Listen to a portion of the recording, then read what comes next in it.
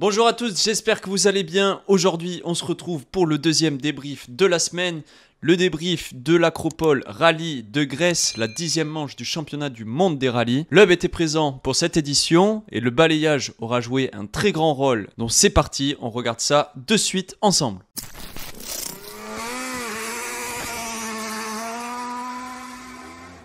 Commençons par les Toyota qui auront réalisé leur pire résultat de la saison. On commence avec Katsuta qui rentre avec une 6e place au général et qui est le meilleur résultat des Toyota. Il aura eu du mal à suivre le rythme des autres pilotes tout au long du rallye et lui-même le dit, il a du mal à trouver la confiance. Evans, 3e à balayer la route le premier jour, ne sera pas dans le top 5. Le deuxième jour, il réalise une grosse journée et remonte à la 4e position. Malheureusement, il aura un problème de turbo avant même de commencer le dernier jour. Rovanperä, leader du championnat qui ouvre la route, aura eu du mal aussi la première journée avec les grosses pierres et la route très glissante. Tout proche d'être titré, pour la deuxième fois d'affilée, il commet une grosse erreur et endommage la roue arrière gauche de la voiture. Il parvient à terminer les spéciales et prend une pénalité pour un retard de pointage, mais ça lui permet de terminer le rallye à la 15e place scratch et sauve les meubles en terminant 2e sur la Power Stage.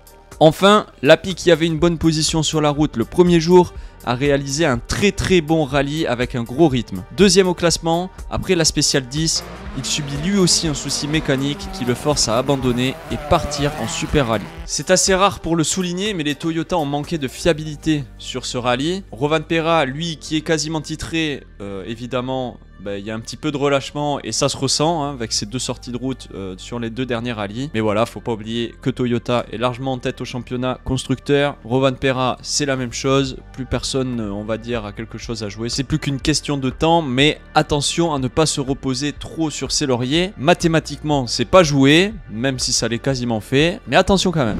Avec la performance médiocre des Pumas au rallye de Ypres et le retour de l'UB pour ce rallye, il y avait beaucoup d'attentes du côté de chez M-Sport. Et pour le coup, on a été régalé, mais on a été aussi un petit peu déçu. Pierre-Louis Loubet réalise un énorme rallye. Le premier jour aura été sans doute un de ses rêves réalisés.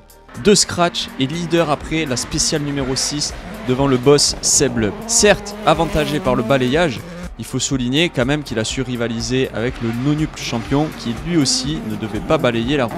Malheureusement, il crève dans la spéciale 9, ce qui lui fera perdre énormément de temps. Il parvient malgré tout à rallier l'arrivée avec une splendide 4e place et le meilleur résultat des Pumas depuis la Sardaigne. L'UB, lui, en tête de la première journée devant Loubet, subit un problème mécanique sur le moteur le lendemain. Il ne pourra même pas repartir en super rallye. Vraiment frustrant, mais aussi motivant pour le boss qui, je cite, se sent vraiment bien dans la voiture et ça le motive à travailler sur celle-ci. 4 scratch et donc 2e performeur du rallye.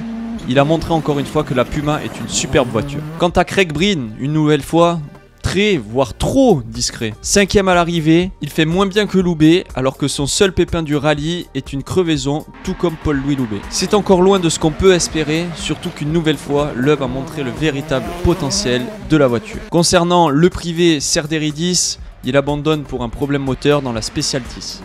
Et malheureusement pour Gus Greensmith, c'est pareil, lui aussi va subir des problèmes mécaniques sur sa Puma.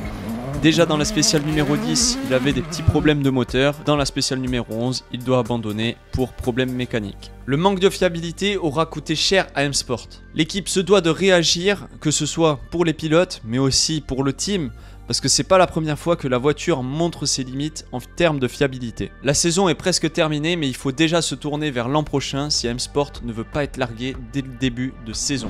Comme quoi, on a beaucoup critiqué la marque coréenne depuis le début d'année, mais la Hyundai réalise un énorme rallye. Triplé à l'arrivée, une mécanique plutôt fiable malgré les soucis de différentiel de Tanak dans la spéciale 9 et 10, la marque confirme qu'ils ont très bien développé la voiture tout au long de l'année. Malheureusement, c'est un peu tard vu que les deux championnats sont quasiment joués.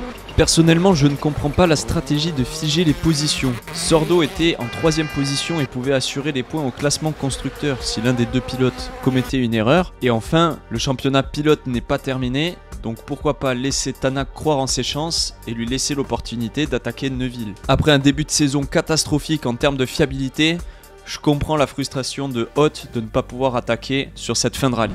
On fait le point sur le classement. Rovanperä est toujours premier avec 207 points, Tanak est deuxième avec 154 points, Neuville lui est troisième à 131 points. Pour les constructeurs, Toyota est toujours en tête avec 404 points et Hyundai second avec 341 points.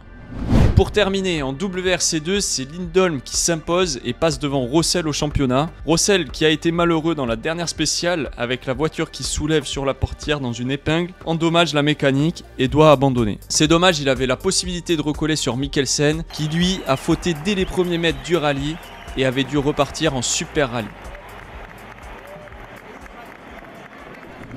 Voilà, ce débrief est terminé, j'espère qu'il vous a plu. N'oubliez pas de liker, commenter et vous abonner vraiment si le contenu vous plaît. Et surtout pour me soutenir, ça m'aide énormément. Moi je vous dis à très bientôt avec le rallye de Nouvelle-Zélande qui aura lieu du 29 septembre au 2 octobre. Mais aussi le rallye Cœur de France qui aura lieu à la même période. 2 débriefs dans la même semaine aussi pour la prochaine édition. Donc voilà, moi je vous dis à la prochaine.